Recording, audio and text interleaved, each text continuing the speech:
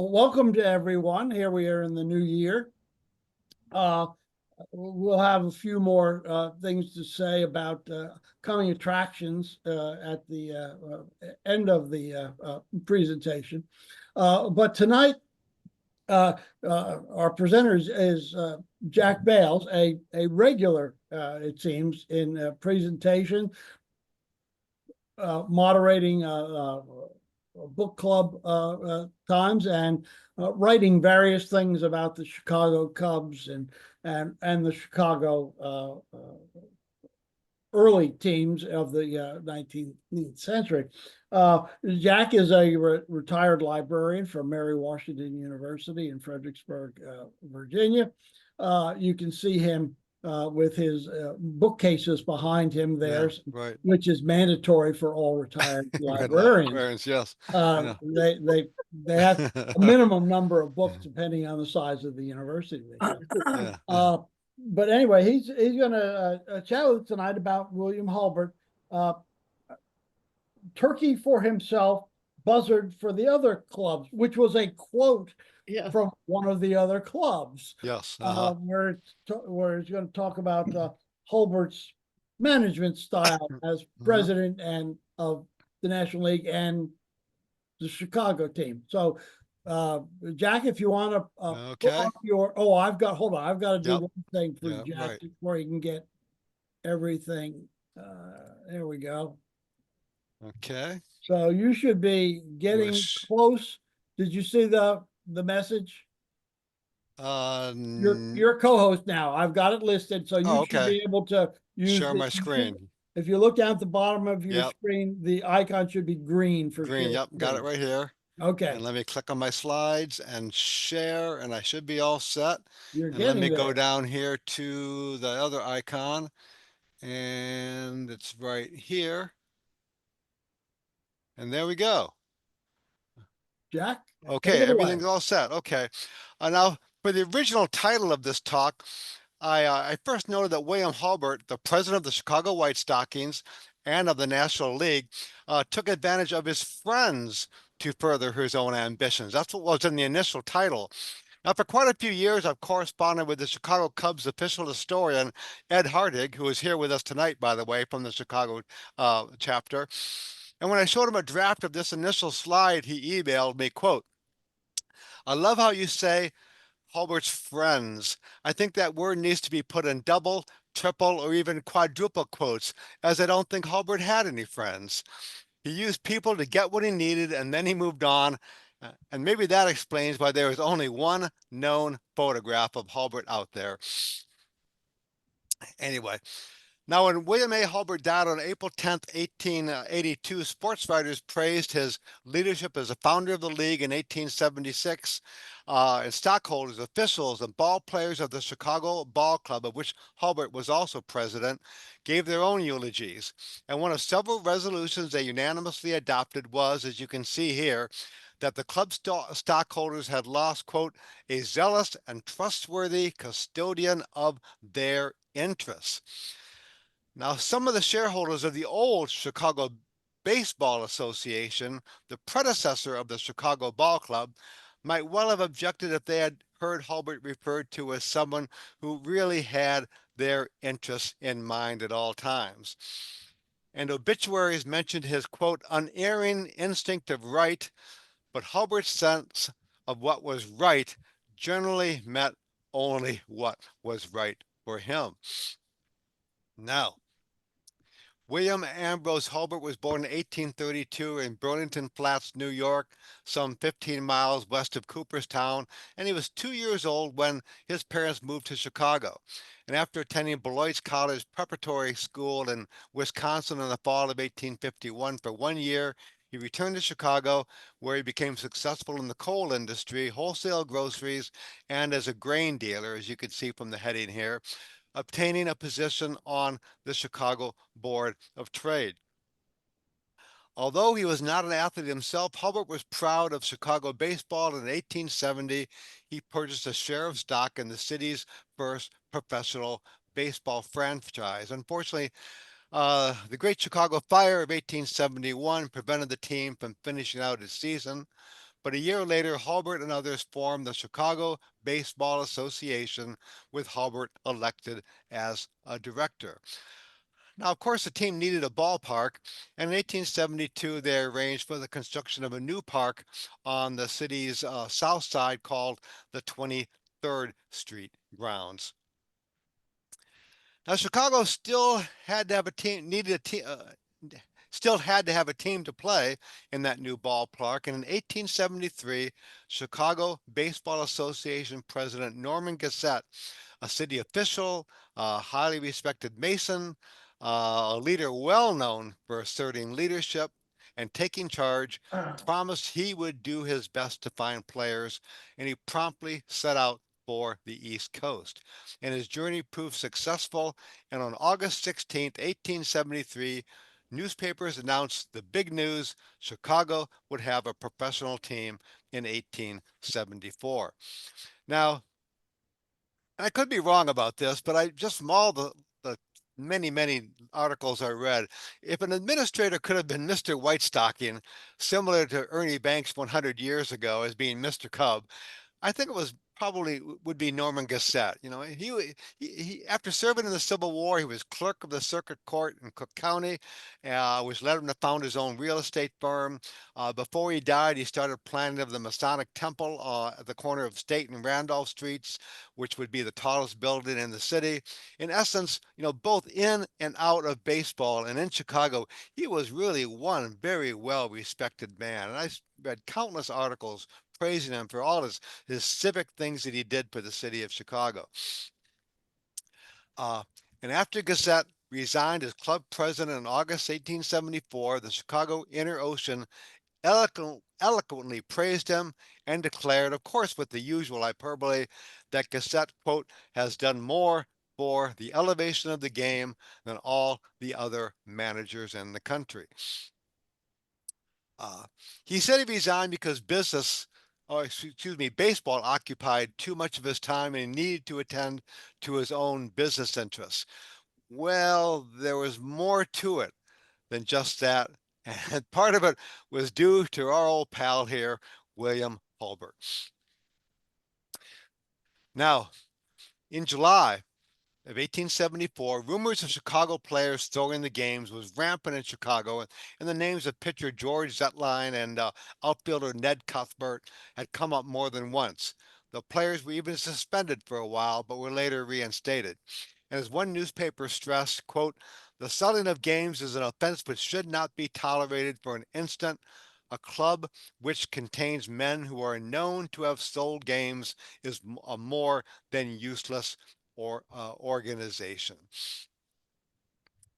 Also, in the fourth inning of an August 5th game in Chicago, against the White Stockings, New York Mutual's pitcher Bobby Matthews overshot second base, allowing White Stocking Levi Meyerly to score. New York Mutual's pitcher Bobby Matthews overshot second base, allowing White Stockings Levi Meyerly to reach third. Meyerly got home on another hit, and in the fifth inning, with the White Stockings down 4-2, it was announced that Matthews was too sick to pitch, and he left the game. And his pitching and his leaving the field led spectators to believe that the fix was in, the game was fixed, and they booed as Matthews left the field. Now, this feeling of crookedness continued. What with the easy delivery, the soft delivery of the next pitcher, the listless batting of the Mutuals team, and Chicago managed to win 5-4.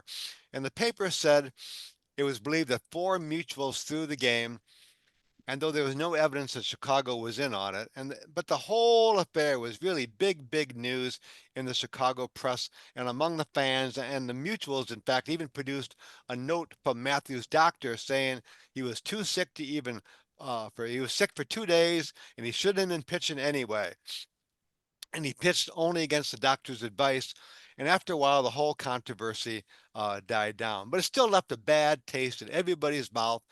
And on the previous slide, in fact, the newspaper points out that fans thought it was the responsibility of Norman Gassett to take charge and do a thorough investigation. And William Hulbert thought it was too. And as Ed Hardig told me, quote, My recollection is that Hulbert felt that Gazette wasn't reacting enough to the rampant gambling around the National Association in general and with the White Stockings in particular. Gazette was willing to resign as a show of good faith to the stockholders, though he already had a plan to stock the board with his people so that re-election was a given.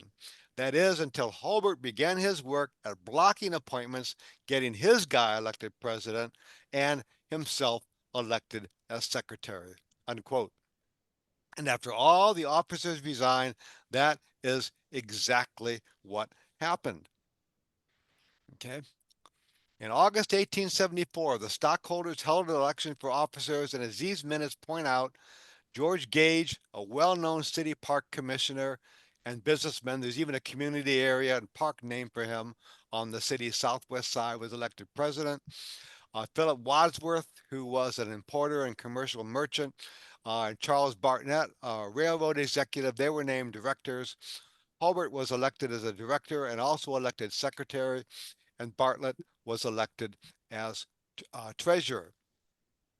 And a year later, William Hulbert was elected president when George Gage died.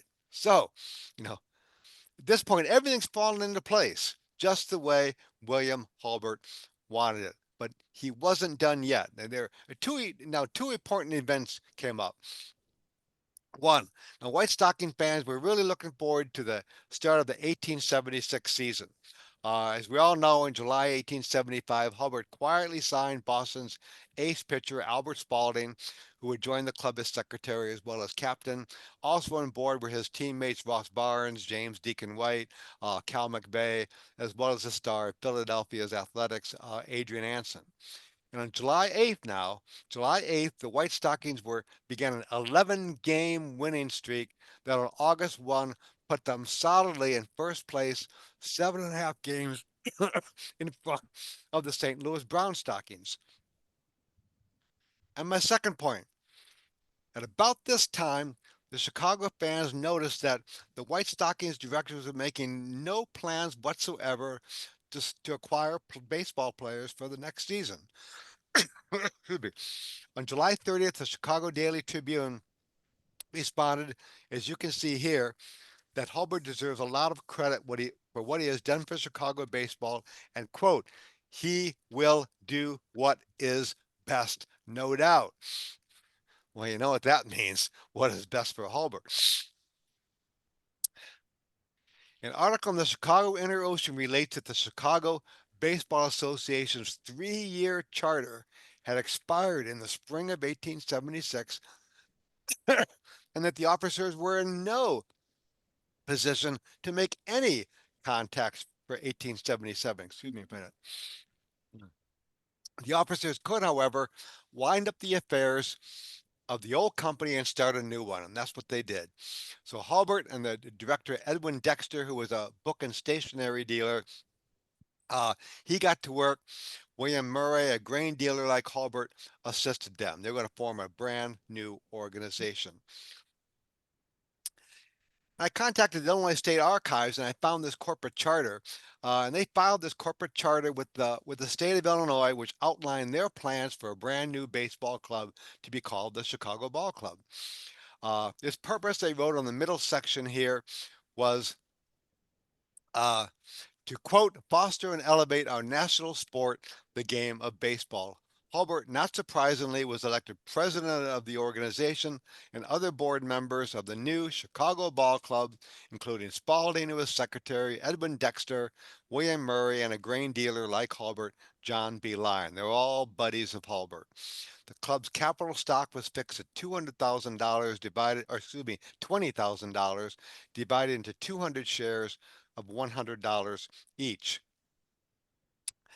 Now, some books say that Hulbert came on board as a majority stockholder of the new organization, and that isn't true. He did not, but with his friends at his side, perhaps he did not feel it necessary to immediately have a controlling interest. And note, I said immediately, that would eventually change. You know, Hulbert was kind of crafty here. Murray headed the list of 32 subscribers with 50 shares, And here's a list of the other top shareholders, with Hulbert not even near the top with 22. There was Edwin Dexter, Norman Gassett, good old buddy, our buddy Norman Gassett, Chicago banker John DeCoven, and Charles Bartlett, a railroad executive and a director of the new Chicago Baseball Association. I was a bit surprised that first baseman Cal McVeigh and second baseman Ross Barnes were subscribers, but a newspaper article mentioned that talented baseball players would be offered a chance to purchase stock with the hope that they would be encouraged as stockholders to remain solid, proficient uh, baseball players. But, but, not everyone was given this nice little cozy opportunity. And this arrangement was all nice for Hulbert and his buddies, but what about the investors in the old Chicago Baseball Association who were not shareholders of the new Chicago Ball Club? And one journalist declared that a few of the original officers had known early on that this was going to happen, that the organization would be losing its license and therefore its legal status. So they, quote, quietly set to work, obtained a charter for a new association, elected officers, issued new stock, which was all disposed of before some 20 or 30 old stockholders were aware of the movement, unquote. Naturally, these disenfranchised individuals objected, rightfully so, to being shut out of the new group. And newspaper ads urged all stockholders of the association to attend a special meeting to discuss, as you can see on the top line here, clipping, important business. And about a dozen of the stockholders met, but an animated discussion produced really nothing, no tangible results.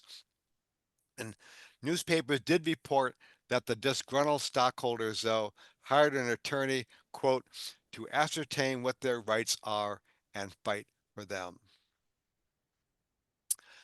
Now, remember that resolution in which William Hulbert was referred to as a zealous and trustworthy custodian of baseball's interests?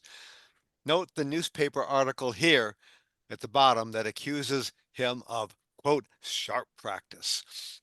Now, Hulbert was moving quickly now, and although he was not exactly above board ethically, and Ed Hardig and I had a conversation about this, he had admittedly done nothing really wrong legally.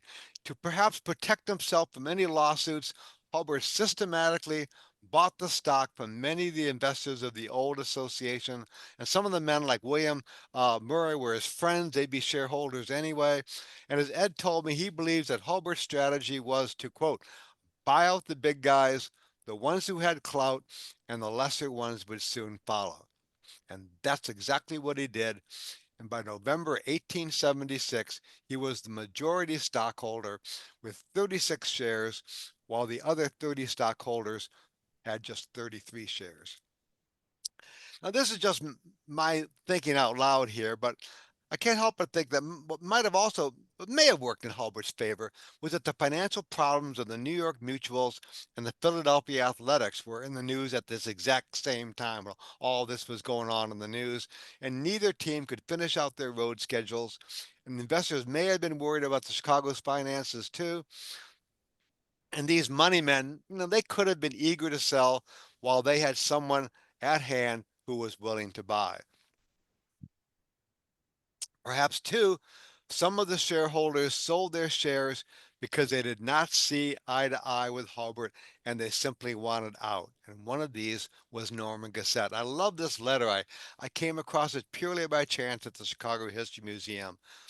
Apparently, he did not want to retain any ties to the club, as he wrote Hulbert in early October 1875, or excuse me, October 1876, and asked to sell his baseball stock. And Hulbert very cryptically replied, as you can see here, that he was sorry that Cassell felt he had to do this, and he believed, quote, that it was not because of dislike for myself.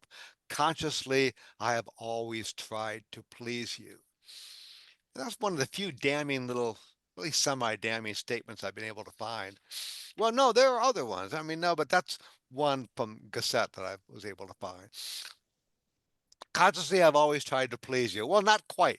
All the officers of the old Chicago Baseball Association had resigned, and in the end, Hulbert finagled himself a directorship and eventually the presidency. And I can't help but think there was some jealousy between the two, too. You know, the green-eyed monster.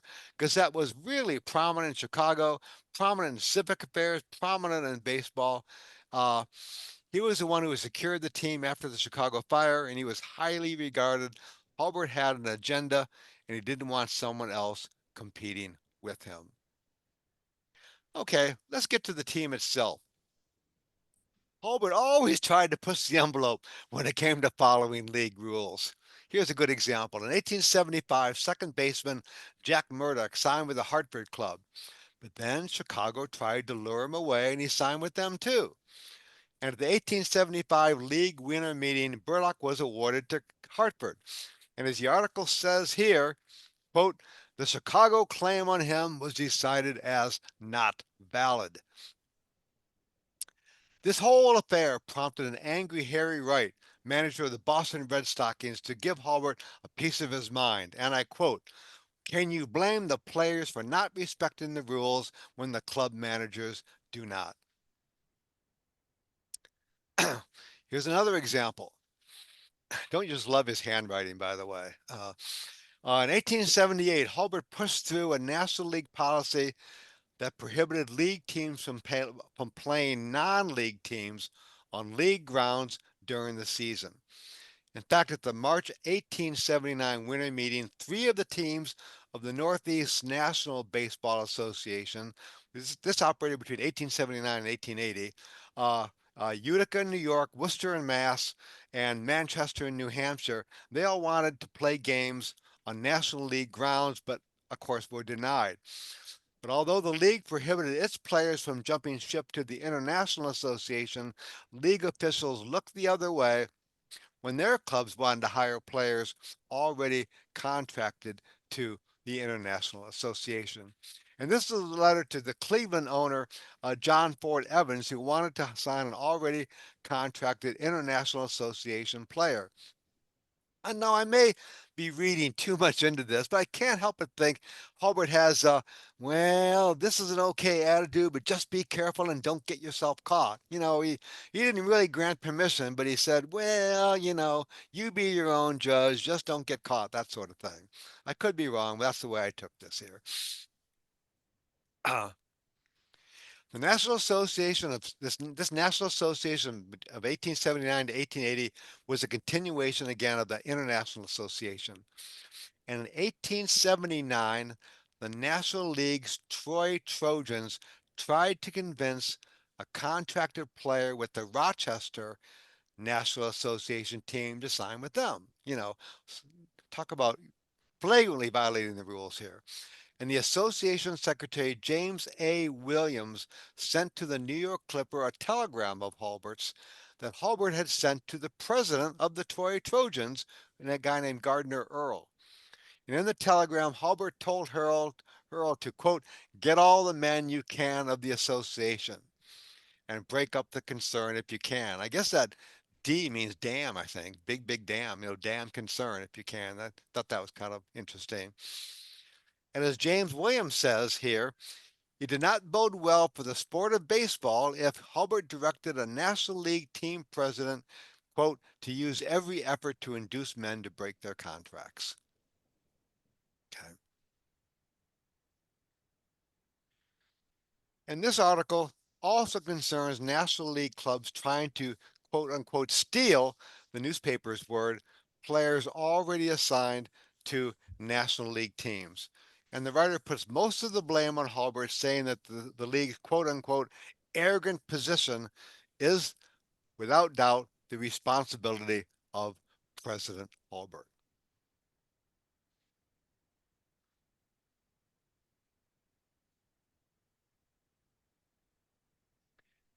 I want to shift gears a little bit and briefly point out comments in Hulbert's letters about players.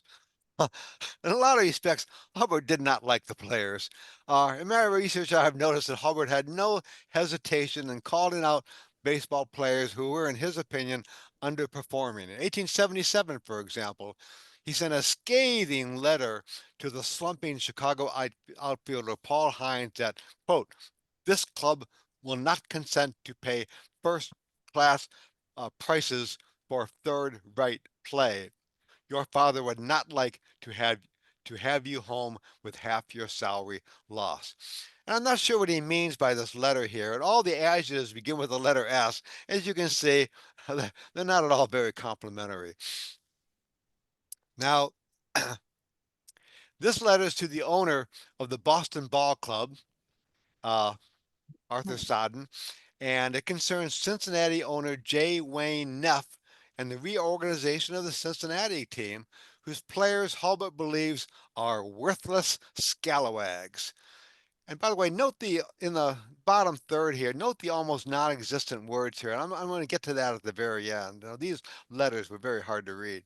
Uh, now, after Cincinnati finished last in 1876, they signed outfielder Lip Pike, who had previously been with the St. Louis Brown Stockings. He played for Cincinnati in 1877. After 31 games in 1878, he was released when the team got Buttercup Dickerson. Uh, Pike then signed with Providence, but after 2 weeks he was released after he went 0 for 7 and made 3 errors. He then played for the minor leagues for a few years. Now, Freeman Brown was a native of Worcester, Massachusetts, and in 1879 he was a secretary of the National Association's Worcester team. In 1882, he managed the National League's Worcester team, and here William Hulbert gives Brown his scathing opinion of Lip Pike, whom he calls a worthless, ungrateful, low-lived whelp. You can't get much worse than a low-lived whelp, I don't think.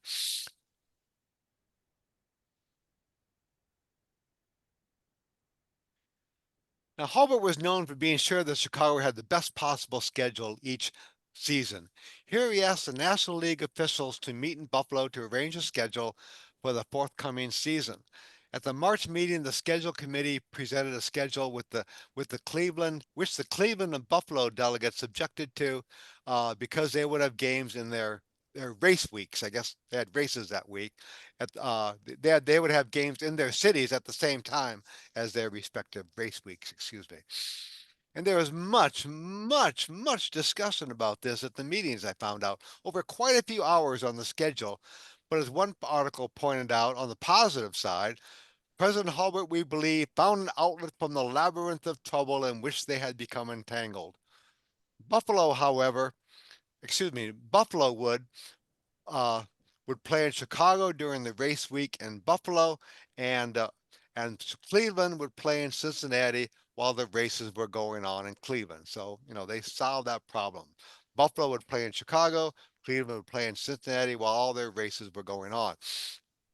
The objection to, in the Cincinnati article quoted here, is because with the revised schedule, the Chicago team, as you might expect, did not have to pay travel expenses, but got to play an extra day at home.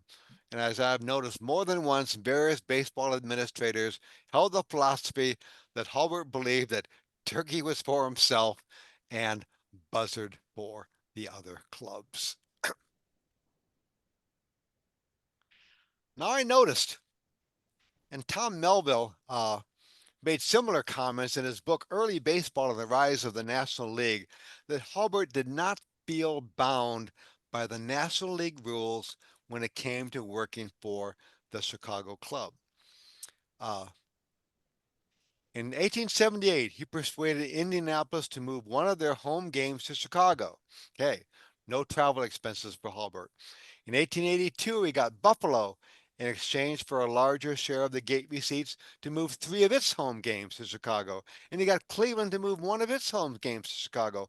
Little wonder that the Cleveland newspaper published this rather blistering article concerning Hulbert's tactics. Now, of course, William Hulbert was the principal force behind the 1876 founding of the National League. And baseball history note that he was assisted by his friend Lewis Meacham, a sports reporter for the Chicago Daily Tribune. But besides Meacham's articles in the newspaper, and his help promoting the National League, little is known about the man himself. And in baseball histories, he's usually referred to as Hulbert's mouthpiece, one who supports and presents Hulbert's views. And he was more than just that. And I found out that Meacham was a fairly well-respected reporter during his journalism career. And some of you may remember that I gave a full report on Meacham for this committee and later did a SABR bio project on him too. You know, he had two names. He faked his name in the he took another name in the Civil War. No one knew his birth and death dates were inconsistent. No one knew where he buried. He was really a man of mystery, Hulbert was. Uh, I found out that Meacham did quite a bit of Hulbert's legwork, and Hulbert didn't always appreciate his efforts. Moreover, as much as all the work I did on Meacham, and as much as I respect his journalism career, I have to admit that both men really pushed the boundaries of ethical behavior. Now, some of you may know the Cincinnati Red Stockings got off to a real terrible start in 1877, going 3-11, and they were just staggering under financial woes. The team temporarily disbanded, and guess what? Our buddy William Hulbert saw his chance. He first wrote League Secretary Nick Young that, quote, I hope you'll overlook for a time the default of the Cincinnati club, unquote. Hulbert wanted the news kept under wraps so we could quickly move in and have first pick of the players. Towards that end, he dispatched his emissary, good old Lewis Meacham, to Cincinnati, and he gave Meacham two letters of instruction. In one, he mentions player Jimmy Hallinan, and he tells Meacham to send full particulars to Albert Spalding.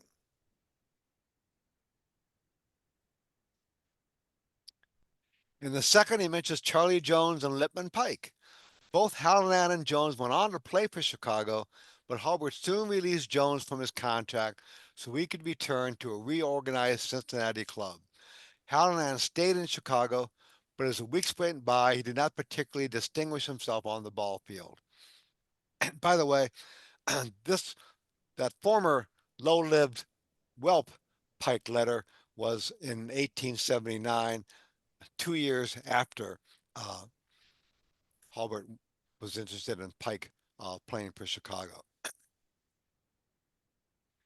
And naturally, this did not go over well in Cincinnati, and the New York Clipper reprinted an article from the Cincinnati Enquirer that took both Hulbert and Meacham to task for what they considered decidedly unethical behavior.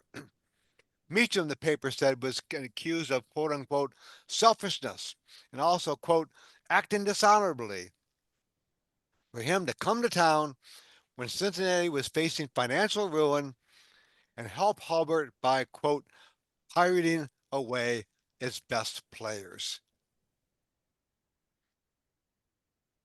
And here we have the president of the association doing exactly what the league was expected to prevent.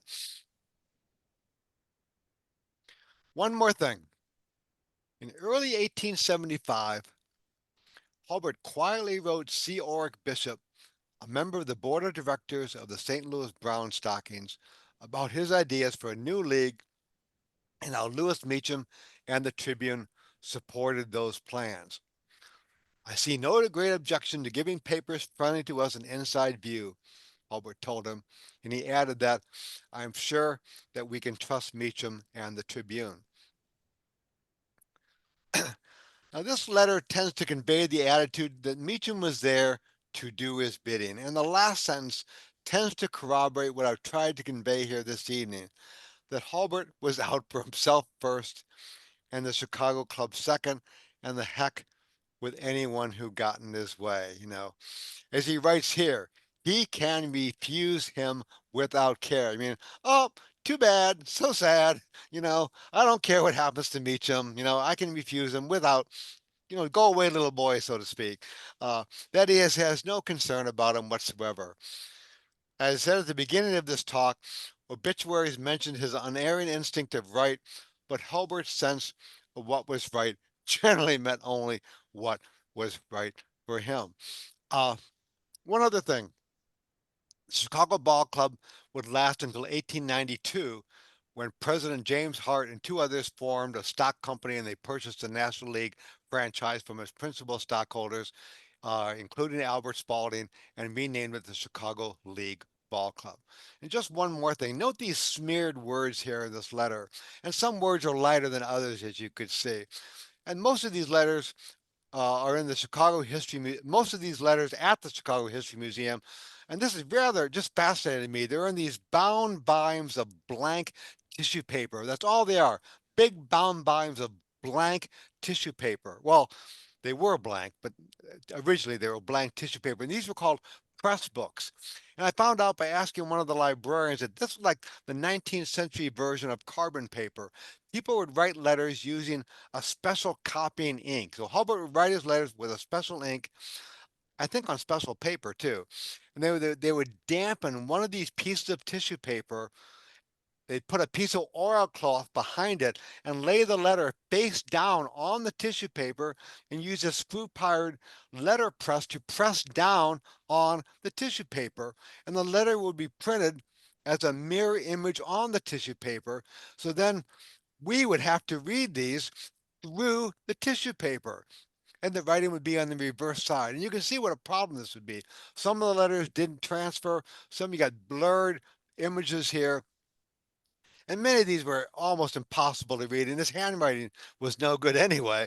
I've always thought about doing a major project on Hulbert, but I thought, God, I just can't make it through these letters.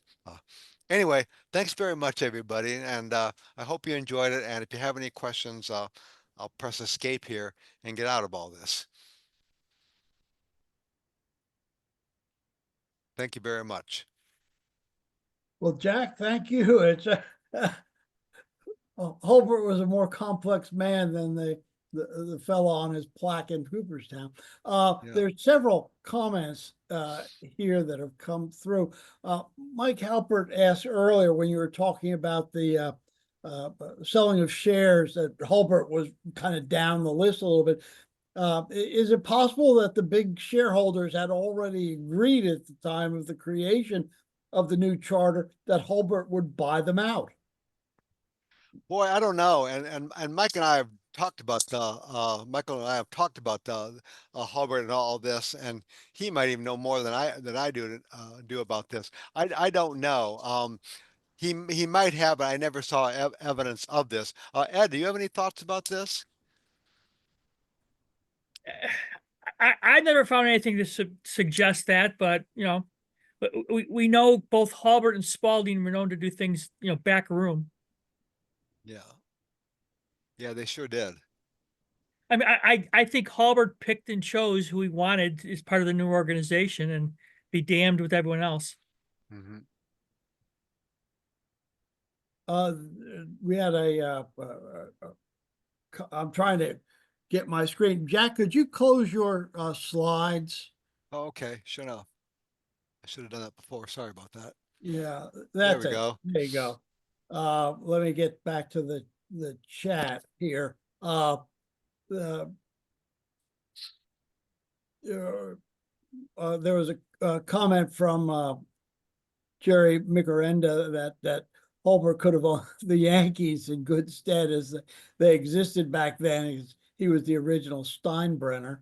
Yeah. At least buying every player he could get his hands on. Mike Halpert then went through a point you were making on the Burdock signing that in Hulbert's defense regarding the Burdock signing, this kind of behavior was quite common at the time, especially in the National Association days. It was one of the tenets upon which Hulbert eventually founded the National League, i.e. pledged no more revolving. Of course, at the time, he was preaching this. He was covertly signing Spalding, White, Barnes, and Anson. That's right. Yeah. Which does explicitly fit your story, Jack, of how underhanded and self-serving Hulbert was. And Thanks, Mike, for that. And Ed Hardick mentions that Hulbert would have been dead by then. And I'm not quite sure of what he's referring to. But we all know that he died in the early 1880s there. Right. And- The Cleveland paper comment was in September of 82 when Hulbert had died in April of 82. Okay, thank you for clearing that up. And Jerry Micarenda also noted on your difficulty because of the way they were making their own copies of these letters. He called it early Xerox. Yeah. Yeah.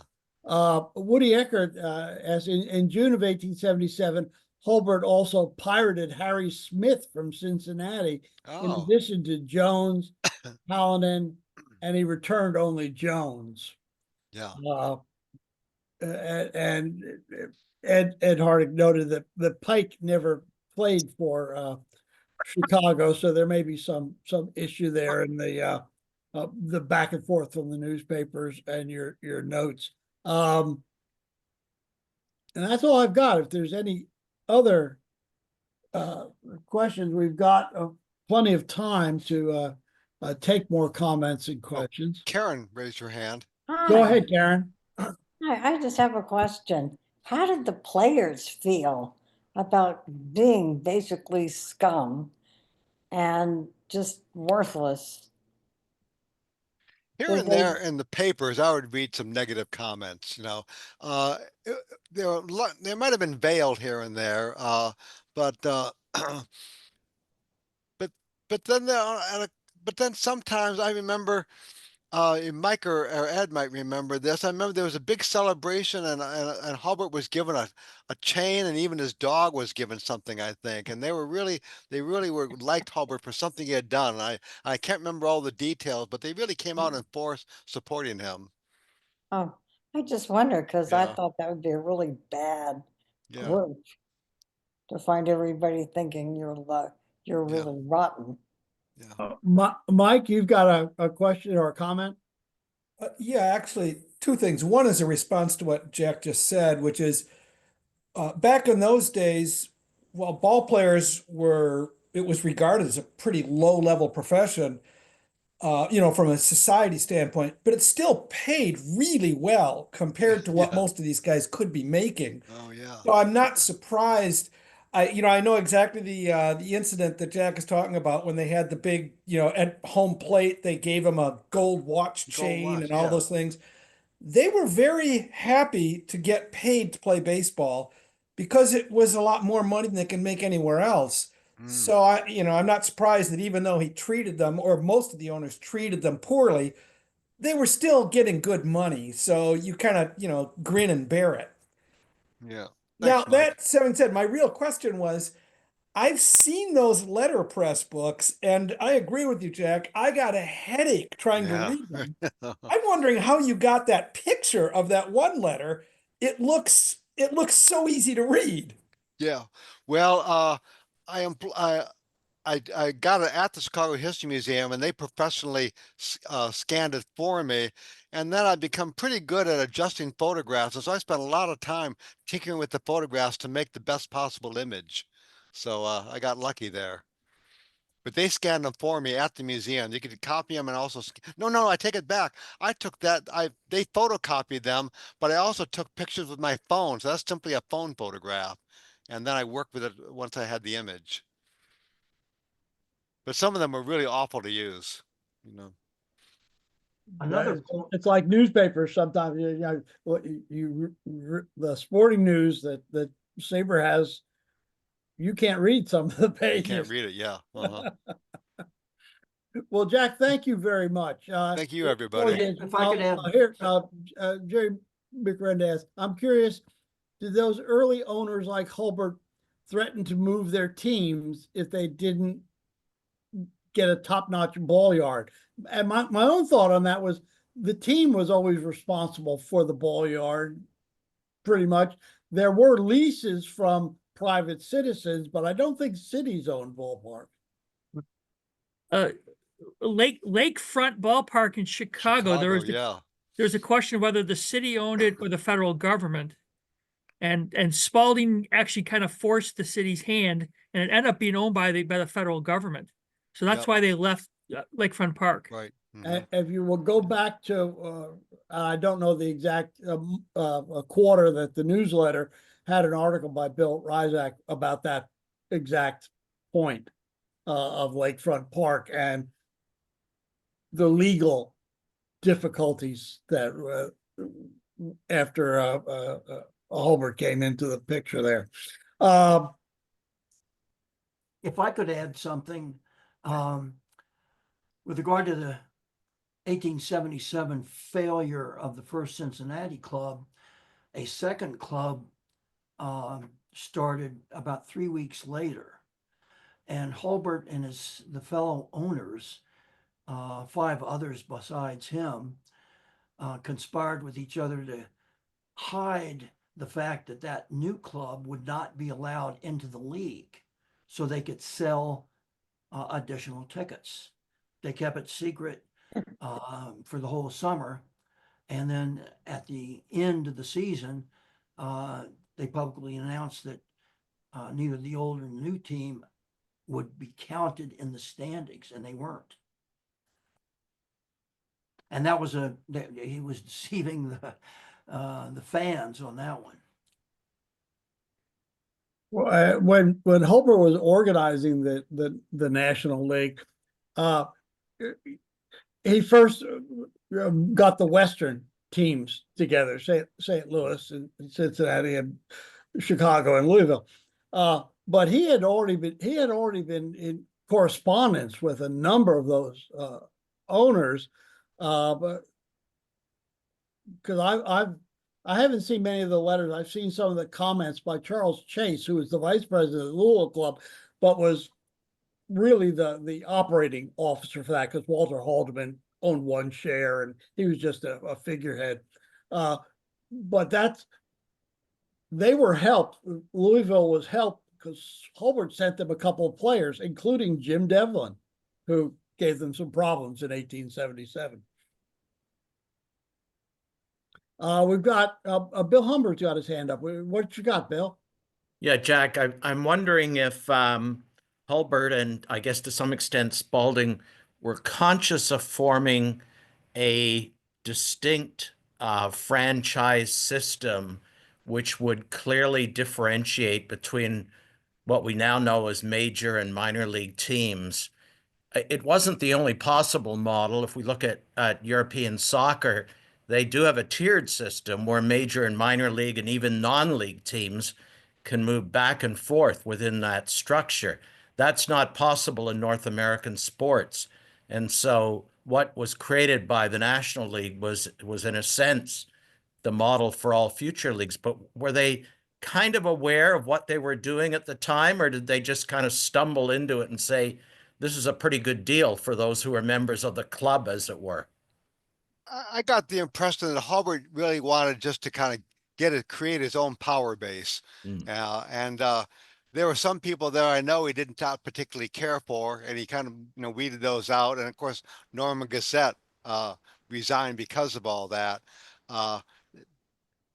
I can't help but think power came first and everything else came second, but I could be wrong about that. William, I'm not really sure. I don't know if Mike or Ed, if you have any thoughts about that. You guys have both worked with Cubs a lot. Well, I mean, I would say, yeah, there's pretty much no doubt that Hulbert, as a businessman, saw baseball as a profitable business. And that was foremost in their minds, which is why one of the ways he wanted to organize it was to keep the players out of the ownership, because he didn't want little people piddling around. He wanted well-established businessmen who agreed with him that this is how you make a profit. You use the players' labor, sell it, and keep all the profits. Pretty clear Gilded Age capitalist, approach. In some of his letter, I did read some of his letters to even people in to other managers or other presidents, and he did emphasize that you all have to be the ones in charge. The players come second. You are the boss, and it is important for you to maintain control over the players. You need to tell that to other team owners quite a bit.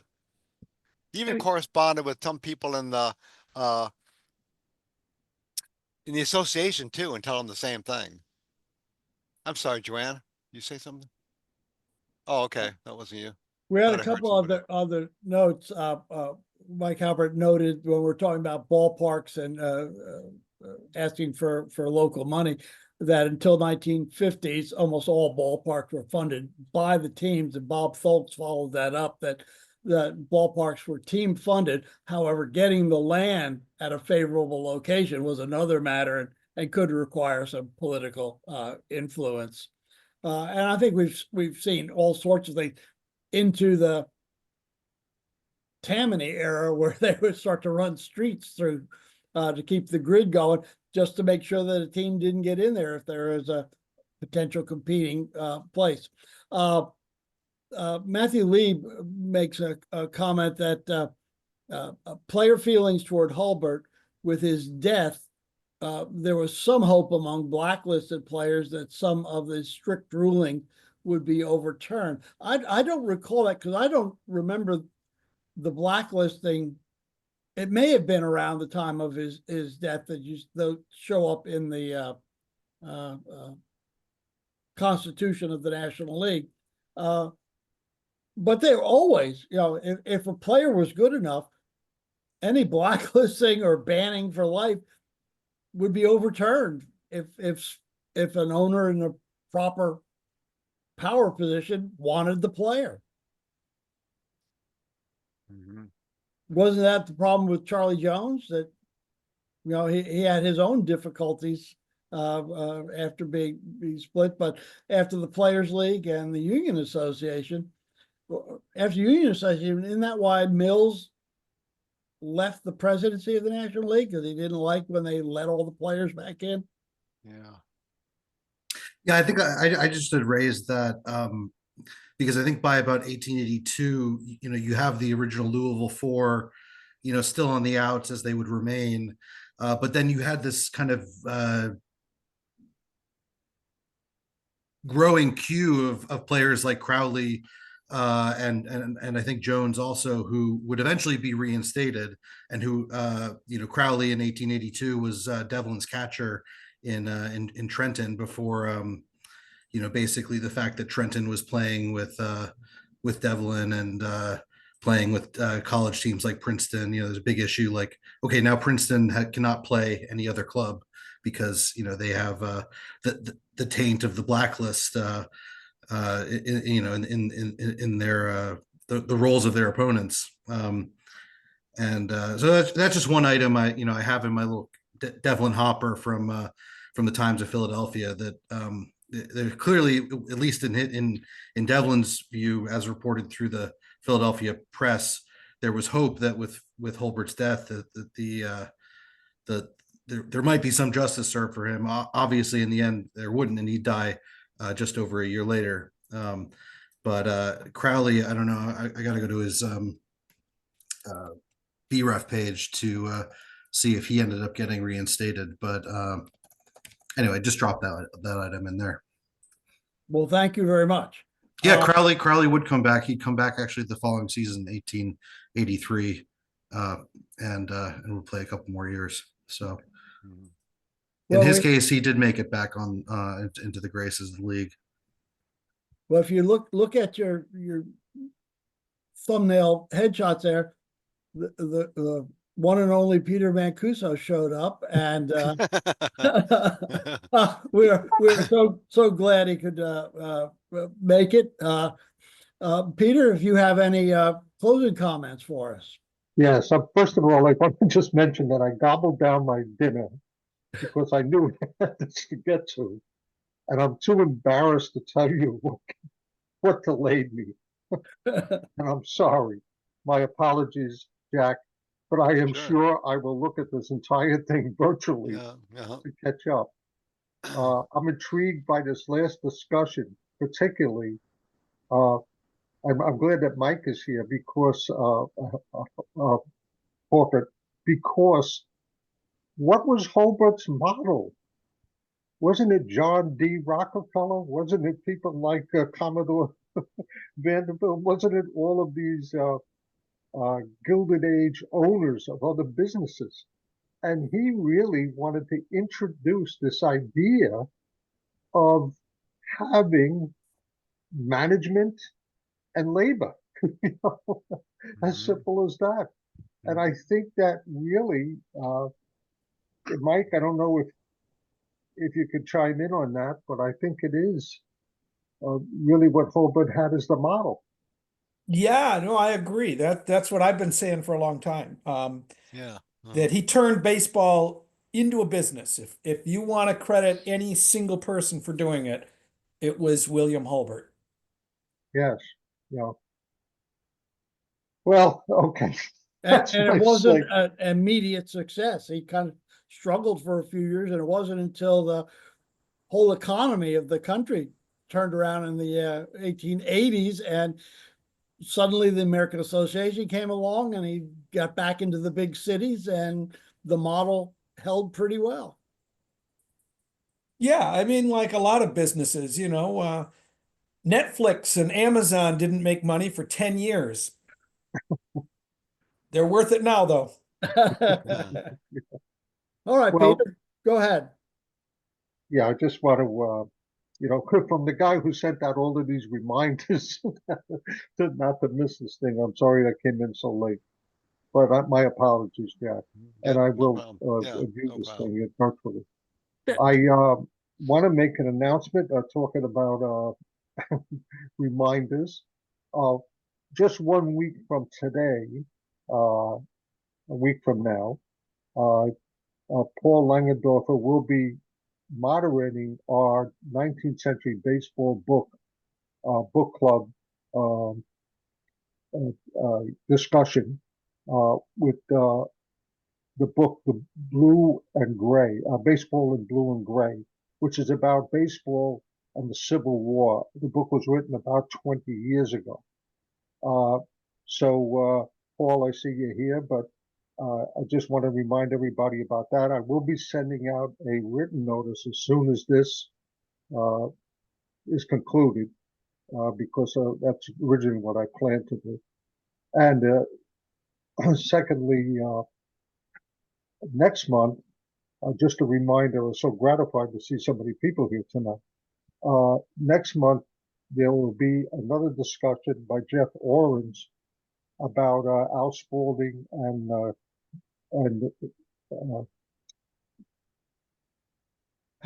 George Wright. George. Yeah. He came right out of my mind.